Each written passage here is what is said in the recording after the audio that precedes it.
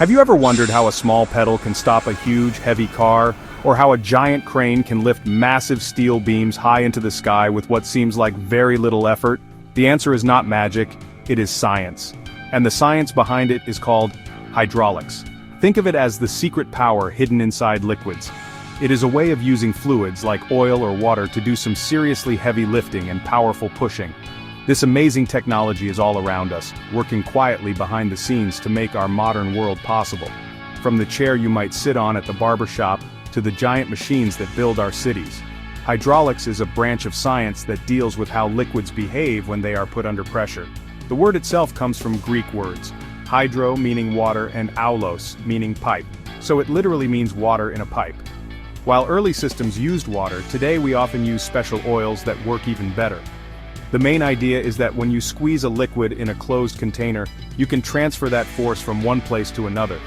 This transfer of force can be used to multiply a small push into a much bigger push, which is what makes hydraulics so incredibly useful and powerful.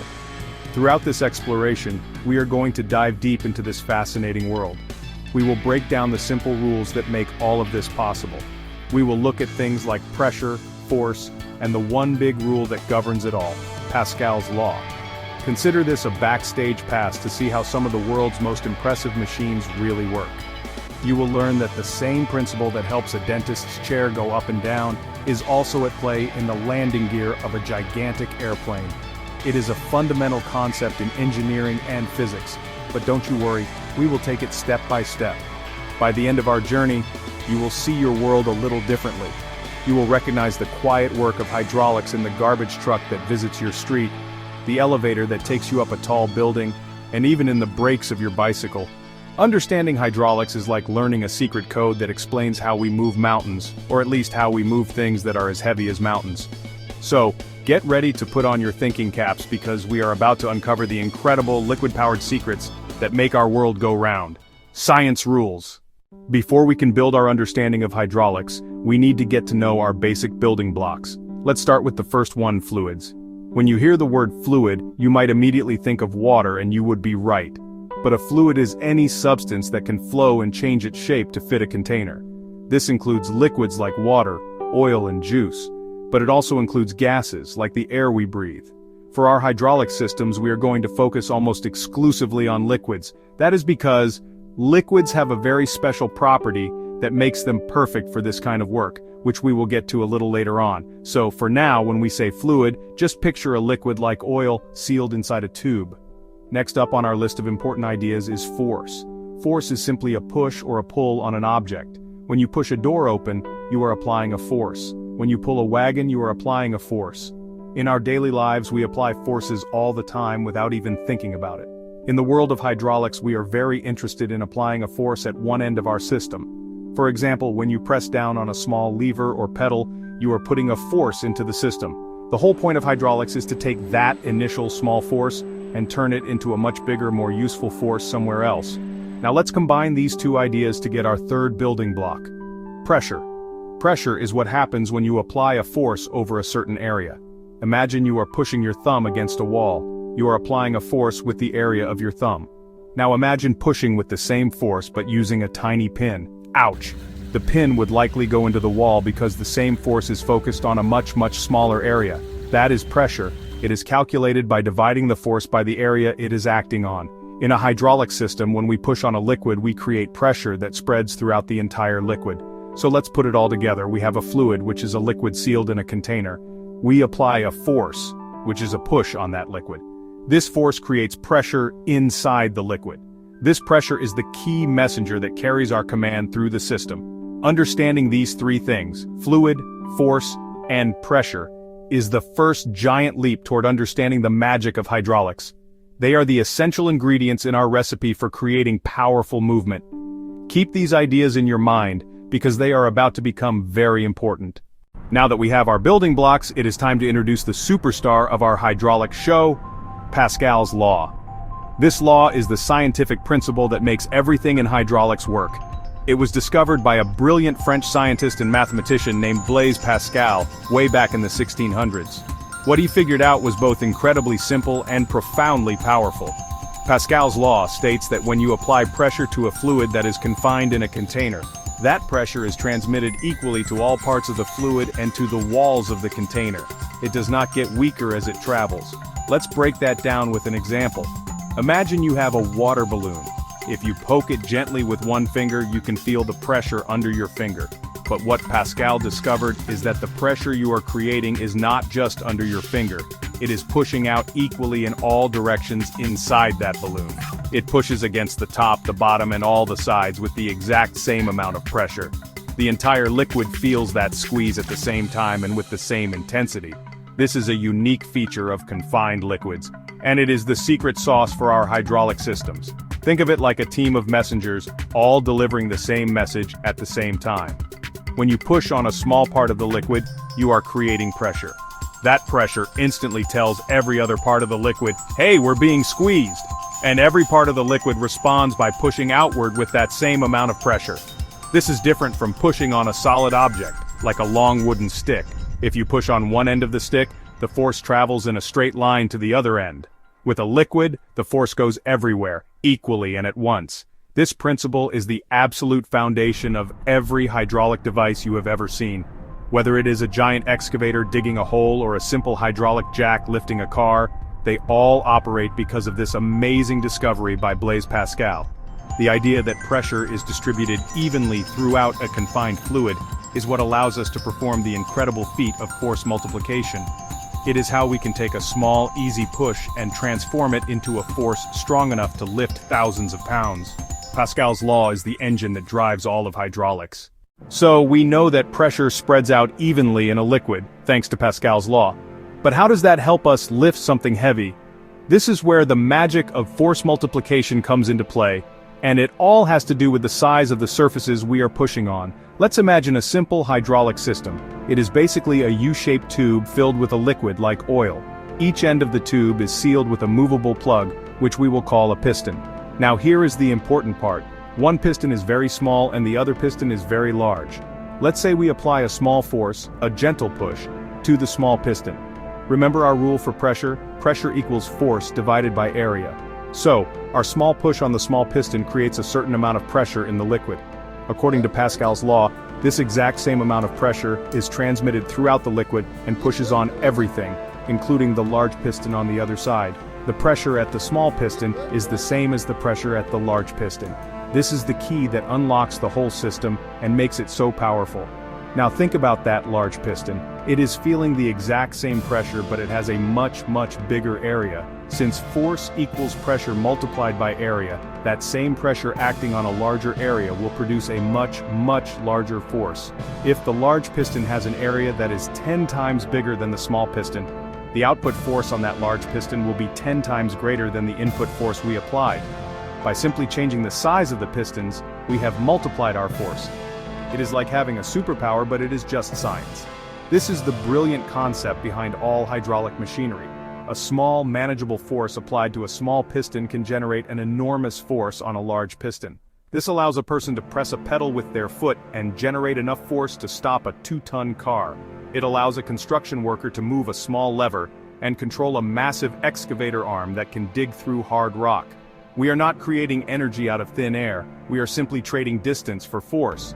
The small piston has to move a long way to make the large piston move just a short way, but the force it produces is magnificent. You might not realize it, but if you have ever ridden in a car, you have trusted your safety to a hydraulic system.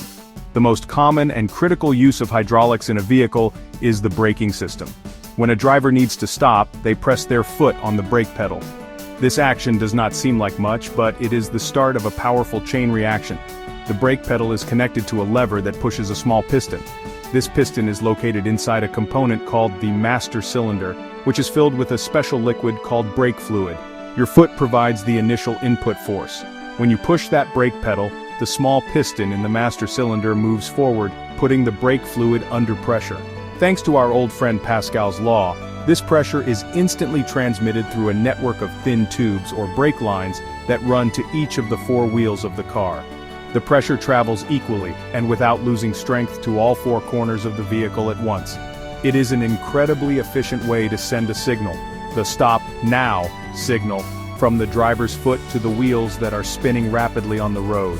At each wheel, the brake line connects to another hydraulic device called a caliper. Inside the caliper are larger pistons. When the pressurized brake fluid arrives, it pushes on these larger pistons. Remember our principle of force multiplication? The pressure that was created by the small piston in the master cylinder now acts on these much larger pistons at the wheels.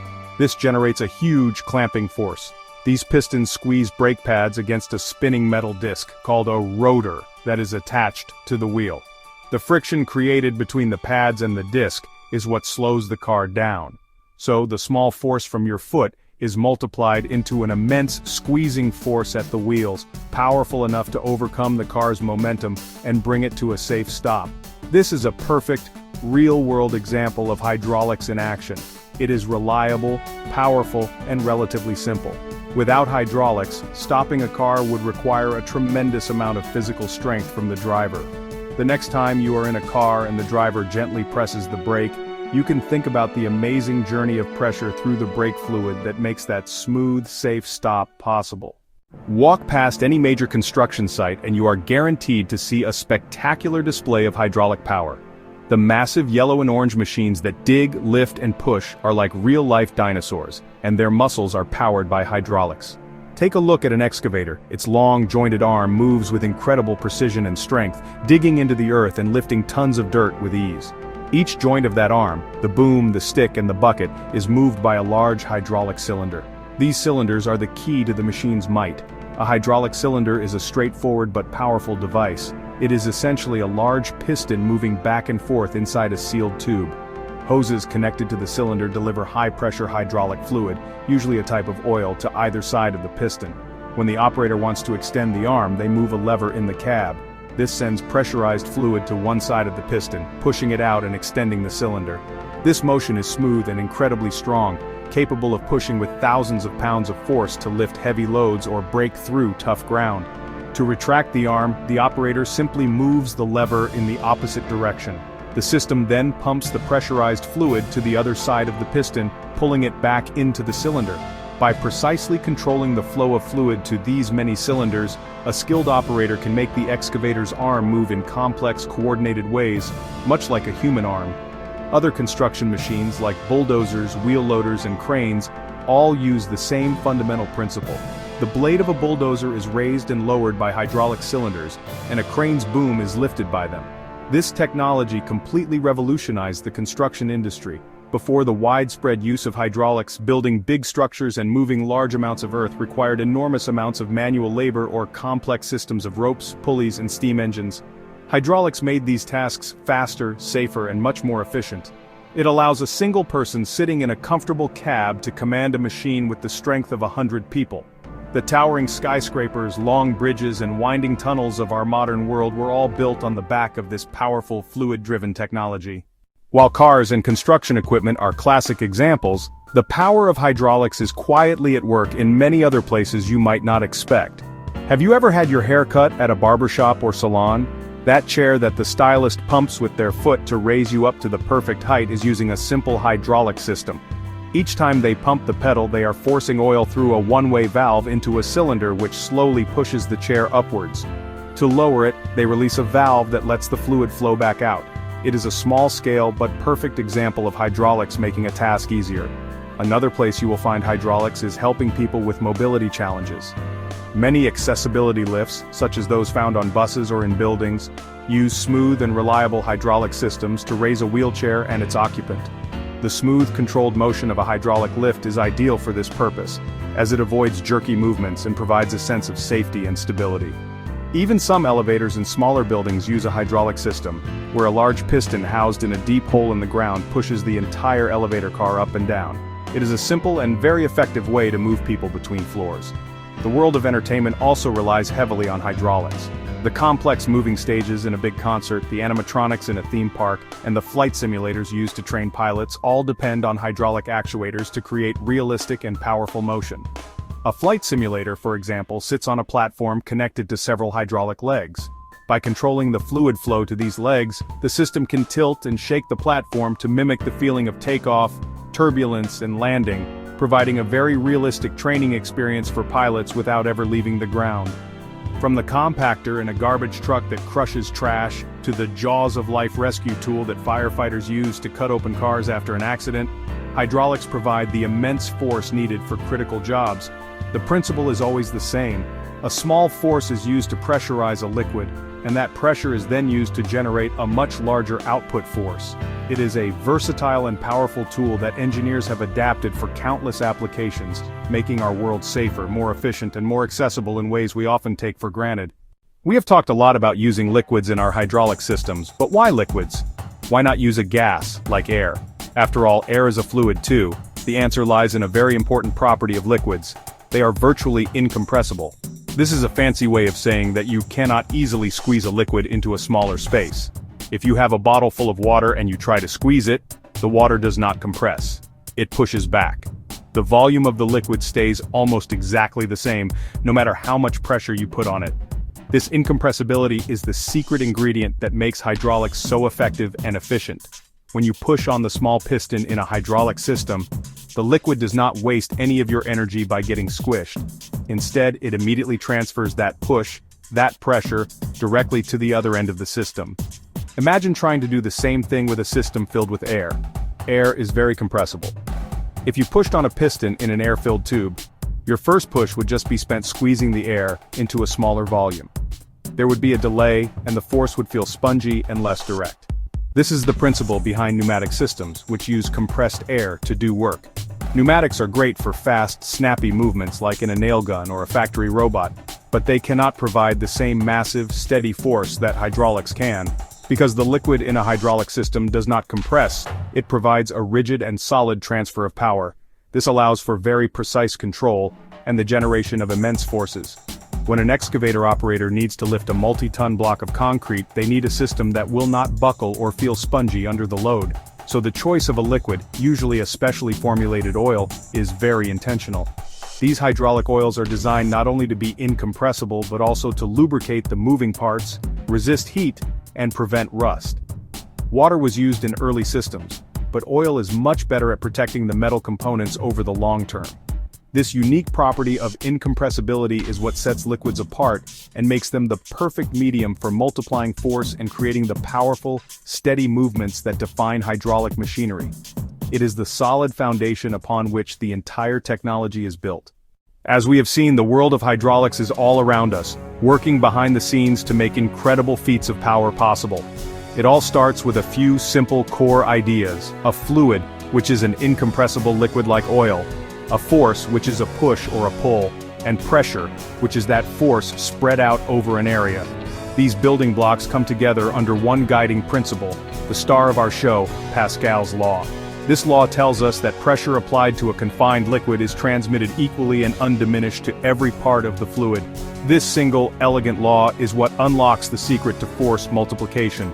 By using a small piston to create pressure and a large piston to receive that pressure, we can turn a small, easy push into a gigantic, powerful force. It is not magic. It is the deliberate and clever application of physics. This principle allows us to stop fast-moving cars with a gentle press of a pedal, lift tons of earth with the flick of a lever, and raise a person in a chair with a simple pump of a foot. It is a testament to how understanding a simple scientific rule can allow us to engineer amazing solutions. From the colossal machines that build our cities to the essential safety systems in our vehicles, and the helpful accessibility tools that improve people's lives, hydraulics play a vital and often unsung role.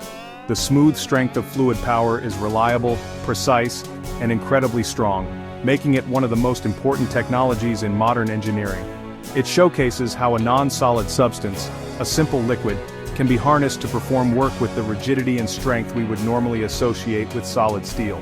So, the next time you see a massive crane lifting a beam or feel a car come to a smooth stop, take a moment to consider the hidden power at work. Think about the liquid flowing through tubes, carrying pressure from one point to another, and translating a small human action into a superhuman result. You have unlocked the secret of hydraulics. You understand the fundamental science that allows us to use the mighty force of fluids to shape our world in powerful ways, and that is pretty amazing. Science is everywhere.